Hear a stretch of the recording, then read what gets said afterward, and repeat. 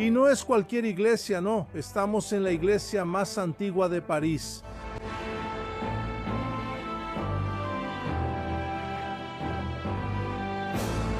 Lo que me encanta de esta iglesia es esa explosión de colores que vemos cuando entramos aquí. Tiene un azul que no sé si ya lo he visto en alguna otra iglesia. Es un azul que me recuerda a ese mismo color que se usa en muchas imágenes de Nuestra Señora. Normalmente en el manto de Nuestra Señora vemos ese azul. También hay rojo que me recuerda a las esculturas barrocas brasileñas. Es una iglesia, tal vez la más bonita por dentro entre las iglesias de París. Para mi gusto, para mi sentir, es de los lugares que más me dejan encantado visualmente. Es una alegría para los ojos, para todos los sentidos en realidad. Hasta el olor aquí es muy bueno, el clima es muy bueno, también es fresquecita por dentro. Entonces realmente es un lugar muy agradable para estar. Bueno, hablé de los sentidos, ahora estamos escuchando el órgano. Están ensayando el órgano para las ceremonias que ocurren aquí en la iglesia. Entonces mira, ahora estamos entrando en un lugar muy especial y ya es más que hora de hablar con nuestro amigo el Padre Bess. Qué alegría volver a verlo, mi amigo Padre Bess. ¿Todo bien? ¿Todo bien? ¿De dónde viene, padre? Estuve en Portugal, pasé por Fátima, luego fui a Inglaterra y ahora estoy aquí en Francia, pero sigo residiendo en Jerusalén. Por causa de la guerra estoy evitando ir allá ahora. Gracias. ¿Hace cuánto tiempo saliste? El día que empezó la guerra, yo estaba en el aeropuerto regresando a Israel y mi vuelo fue cancelado. Exactamente ese día. Me acuerdo, hablamos ese día. Exactamente. La abadía benedictina original comenzó a construirse en el año 543 y fue inaugurada en 558, el mismo año de la muerte del rey Childeberto, quien apenas llegó a ver su creación terminada. Al principio tenía el nombre de Santa Cruz de San Vicente de Zaragoza. Esto se debe a que, según una tradición, Childeberto habría traído aquí dos reliquias religiosas que obtuvo durante el asedio a la ciudad de Zaragoza, en España, en el año 542. Una sería un fragmento de la túnica de San Vicente de Zaragoza, el primer mártir español. San Vicente fue ejecutado en el año 304 por orden del emperador romano Diocleciano, quien lideró una brutal represión contra el cristianismo a finales del siglo III y principios del IV. Padre B. Bercio estaba hablando sobre lo difícil que fue el periodo de la persecución diocleciana, que duró de 284 a 306. Fue una época de torturas. Los cristianos eran obligados a convertirse y a participar en rituales paganos. Fue un tiempo muy difícil. Aquí en la iglesia también vemos referencias a algunos mártires. Prácticamente toda la iglesia tiene referencias a mártires.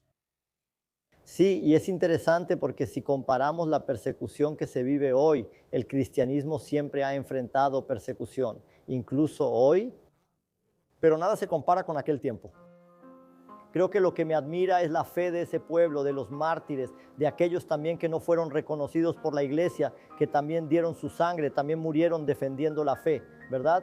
Y entonces me pongo a pensar también en la alegría cuando Constantino dio libertad religiosa. Él no la hizo oficial. Él dio la libertad religiosa en el siglo IV, ahí junto con su madre Santa Elena. Y entonces el papel de donde vivo, de la ciudad, ¿no? La ciudad de Jerusalén y toda Tierra Santa, el papel de Santa Elena, que fue allá a rescatar los lugares sagrados, ¿verdad? Y especialmente el Monte Calvario y el Santo Sepulcro, porque ella sentía una gran devoción por la cruz de Cristo, ¿verdad? Y ella quería encontrar la cruz de Cristo, ¿verdad? Hubo casos de persecución en la época peor, en la época de Diocleciano, que fue la de Santa Águeda, que hasta hoy es vista, retratada, con los senos en las manos, porque fue torturada, porque no quiso entregarse ni a los deseos del gobernador, ni al paganismo que le imponían. ¿Qué dice eso sobre la fe, Padre Bessa? Habla de una fe profunda y al mismo tiempo una fe pura, porque Santa Ágata era una niña, una adolescente, ¿verdad? Y aún así, ella fue capaz de mantener, de sostener su fe, su amor a Jesús, incluso perdiendo la vida y perdiéndola con alegría. Fue perseguida por el gobernador de Catania, de esa región que hoy es Italia, ¿verdad? Y teniendo que enfrentar a los poderosos del Imperio Romano. No debe ser fácil para una joven de 16 años, ¿verdad? 15, 16 años. Y ahí vamos a recordar también, una vez más tengo que volver a Tierra Santa, vamos a recordar a María Magdalena, Santa María Magdalena, que acompañó a Jesús. En el momento en que las mujeres estaban separadas, ella acompañó a Jesús desde Galilea hasta el último momento, hasta la muerte y resurrección.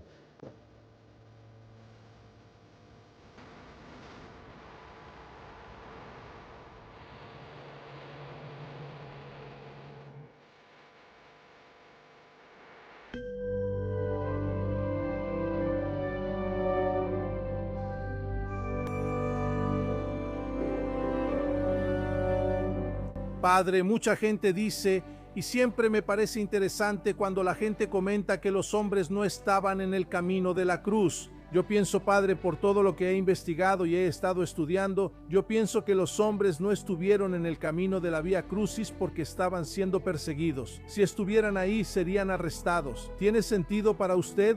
Sí, tiene sentido. Incluso recordemos que cuando Jesús apareció por primera vez en el cenáculo, estaban todos menos Tomás. Tomás estaba afuera. Todos estaban encerrados por miedo. Sí, hasta es inexplicable cómo Jesús entra en esa sala porque estaba cerrada, sí. Pero Tomás no estaba ahí porque él no tenía miedo. Los otros sí. Y recordemos que Tomás fue el único que dijo, yo voy contigo a donde vayas, yo te acompaño. Si tú mueres, yo muero contigo. Los otros tenían miedo. ¿Los otros tenían miedo? Padre, la reunión en el cenáculo tenemos que entenderla como una reunión en un ambiente de persecución. Los apóstoles tenían miedo. Tenían miedo de ser arrestados y asesinados, lo que probablemente sucedería.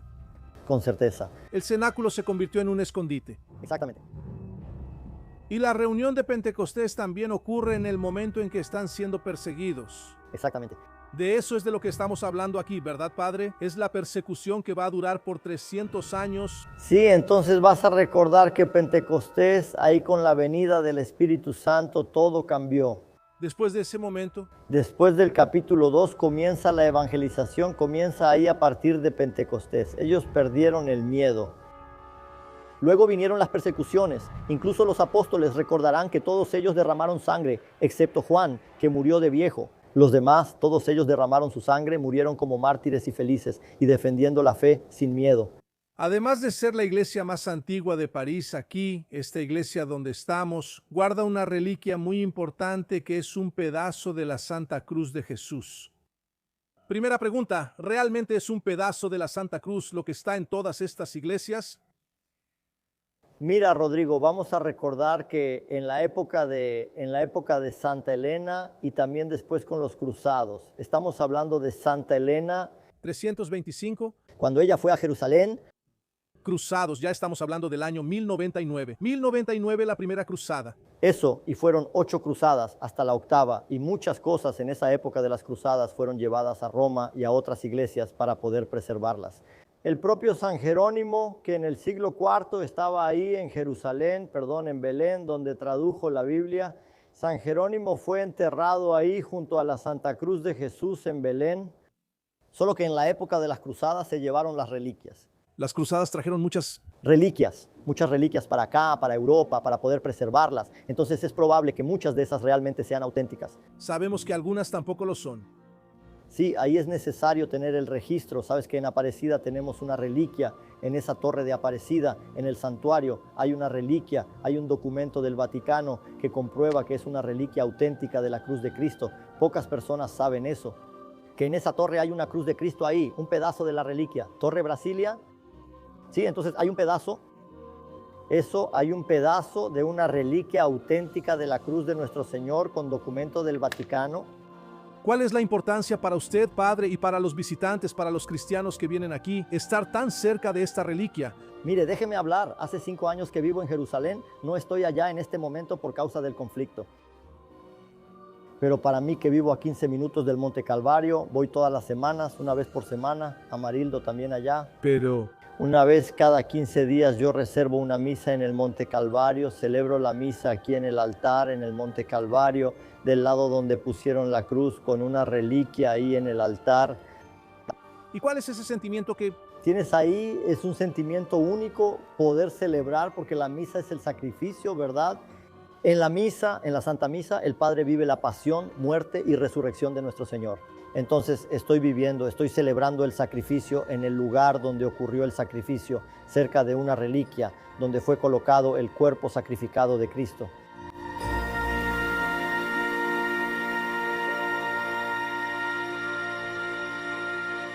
Entonces, ¿estás disfrutando este video? Déjame invitarte ahora. Ven a estudiar conmigo en el curso Jesús, la luz de la historia, para que entiendas cada detalle de la vida del Maestro de Nazaret, desde el nacimiento hasta la crucifixión y todo lo que vino después. Solo tienes que entrar a rodrigoalvarez.site o más fácil aún, entra al enlace que está aquí en la descripción de este video y vas directo para allá. En el curso Jesús, la luz de la historia, yo te guío en una investigación profunda sobre la vida de Jesús, apoyada también en mis viajes que has estado siguiendo aquí en Jornada Infinita. Y claro, con toda la investigación que he estado haciendo por más de una década, una investigación actualizada, y también con muchos descubrimientos arqueológicos recientes. El impacto y los mensajes de Jesús, el desafío a las leyes judías y la enseñanza de una nueva ley. La relación muy cercana con Juan el Bautista y la nueva alianza que surge con Jesús para cambiar nuestra manera de pensar y actuar. En 16 clases inmersivas vas a conocer a Jesús aún más de cerca en su lado humano y religioso. Es fascinante, ¿verdad? El curso es totalmente en línea, lo haces en el tiempo que quieras, sin ninguna complicación. Solo haz clic en el enlace que está aquí en la descripción y te espero en el salón de clases. Ahora vamos a volver a nuestro video aquí.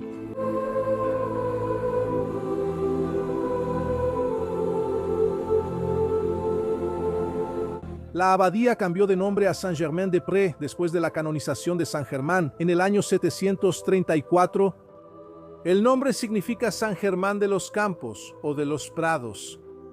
San Germán era el obispo de París en la época de la consagración de la abadía en el siglo VI. Després de los Campos es porque en la época de la construcción, imagínate, esta área era un descampado que quedaba bastante alejado de lo que era el centro de la ciudad. Es difícil de imaginar hoy, pero por aquí lo que no era pradera era un pantano inundado por las crecidas del río Sena. El santo que da nombre a la iglesia es conocido entre los franceses como San Germán de París y dedicó su vida a cuidar de los pobres. Cuando estábamos entrando aquí en la iglesia ahora pasamos por un cuadro que te llamó la atención, que es el momento de la entrada de Jesús en Jerusalén, que conocemos como el Domingo de Ramos. ¿Qué fue lo que te llamó la atención? Me quedé pensando en el momento en que entré, no solo en ese cuadro, entré en esta iglesia por primera vez hoy. Fue la primera vez que entré en esta iglesia. Soy bueno llevándote por primera vez a los lugares. Fuimos juntos al Monte de las Tentaciones. Exactamente, entramos ahí en el lugar de las tentaciones. Juntos por primera vez. Me ponía a pensar, vamos a ponernos en el lugar de alguien que nunca ha estado en Jerusalén. Tú ya viviste ahí, yo también viví ahí, vivo ahí y nunca ha leído la Biblia porque no sabe leer ni escribir. La persona entra en un lugar así y ve esa imagen, está siendo evangelizada a través de la imagen y está entendiendo que si tú te acercas a esa persona, eres capaz de explicarle todo el pasaje bíblico a partir de la imagen. Y no solo esa, sino que, ¿verdad? Conforme vas pasando por los vitrales también, las imágenes, las pinturas van narrando la vida de Jesús.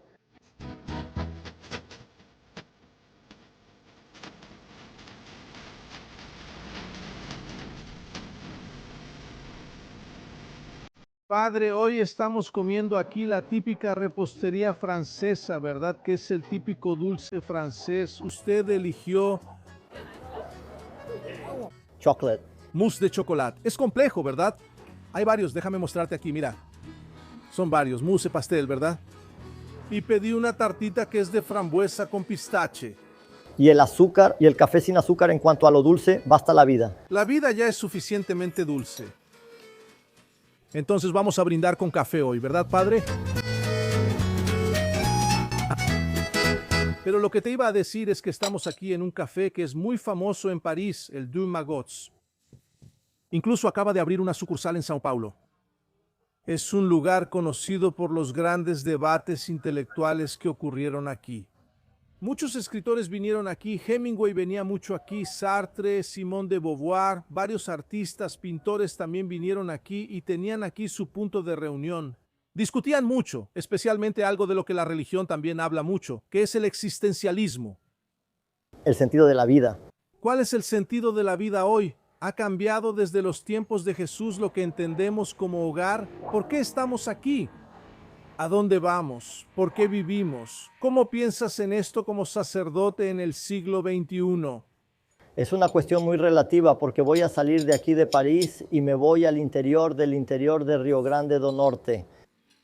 En la casa de una señora llegué allá a la casa de Taipó, tomando café con ella, y le hice esa pregunta: ¿qué es la felicidad para usted? ¿Cuál es el sentido de la vida? Ella dejó de tomar el café, se levantó, estaba lloviendo, algo raro en esa región. Se quedó junto a la ventana y dijo: Padre, la felicidad para mí es esto aquí. Tengo esta casita mía. Mi esposo plantó todo. Fui a llevar las pocas cabras que tenemos ahí cerca de donde hay agua. Y esa lluvia, esto para mí es la felicidad. No lo cambio por nada en este mundo. ¿Cómo es esa misión tuya de ser sacerdote sin parroquia, viajando por el mundo? Mira, suelo decir que siempre hice planes, pero esa planificación siempre se fue dando dentro de lo que ya estaba viviendo. Pertenecía a una congregación, pasé 8 años en la congregación de los padres Cavani, fui a Italia a estudiar mitología, a estudiar el primer año de teología y después fui enviado a Filipinas. Pasé 1 año y medio allá y cuando llegué a Tierra Santa, mi primera misión, fui a Palestina, viví en Tíber y yo iba a Mazaracharqui, una ciudad cercana, para enseñar portugués, lengua portuguesa y fútbol a niños musulmanes en Palestina. Y fue un tiempo muy bueno, una parte era el fútbol y otra parte era la lengua portuguesa. Y así, el acuerdo que hice con las familias musulmanas era, primero, yo siempre quería que las madres pudieran estar ahí en el campo para ver y participar. Y segundo, yo no podía hablar de religión, yo hablaba de valores. Amistad, cariño, respeto, paz. Los valores que están en el cristianismo, están en el islamismo y están en el judaísmo, en todas las religiones, ¿verdad? Entonces esa era mi idea. Yo hablaba de Jesús sin hablar de Jesús. Yo disfruto mucho conocer las historias.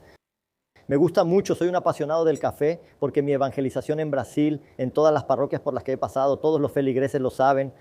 Al padre Besa se le asocia con el café, porque era mi forma de conocer a las personas. Estaba en la puerta de la iglesia. Y entonces, padre, ¿todo bien? Sí, solo no estoy mejor porque todavía no he tomado café en tu casa. ¿A dónde va usted? Mañana. Voy a agarrar mi bicicleta. Yo iba allá y tomaba el café.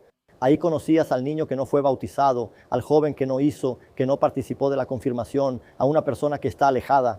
Y entonces, a partir del momento en que el padre entraba en la casa de la persona decía: espera, el padre vino a mi casa, yo voy a ir a la casa de él. ¿Dónde está la casa del padre? En la iglesia, dije. Pero ¿cuál es la misión del Padre que está por el mundo? ¿Cómo entiendes tú esa misión? Mira, cuando viví en Roma, en la época de San Juan Pablo II, una vez en un encuentro de jóvenes con el Papa, le preguntaron al Papa: ¿qué es un amigo? Y él respondió: el amigo es aquel que te hace estar más cerca de Dios. El amigo es aquel que te hace estar más cerca de Dios. Para mí, donde sea que esté, intento ser ese amigo, intento acercar a las personas a Dios, ya sea con palabras, con una formación bíblica, guiando a los grupos o enseñando fútbol, ¿verdad? Es procurar hacer que las personas se acerquen a Dios a través de la palabra y también en el día a día, incluso en el cafecito. Hablas mucho de Dios con las personas, ¿entiendes? Yo pienso que tenemos un papel fundamental, ¿sabes? Yo, el padre que ando por el mundo, tengo un papel fundamental de mostrar a Jesús al mundo y evangelizar en todos los lugares donde esté. Creo que a veces, incluso aquí en este lugar, solo por estar con esta ropa, pienso que ya estoy evangelizando. Hace un momento venía en el tren, se sentó una señora a mi lado y ahora estoy estudiando francés, pero entiendo algunas cosas. Entonces me di cuenta de que ella quería pedirme la bendición. No dije nada, acerqué la mano a su cabeza, ni siquiera la toqué, solo la acerqué, hice una oración y ella me agradeció con una sonrisa. Así, esa mujer, ese día, en ese tren, en ese momento, yo marqué una diferencia en la vida de esa mujer. No fui yo, sino Dios.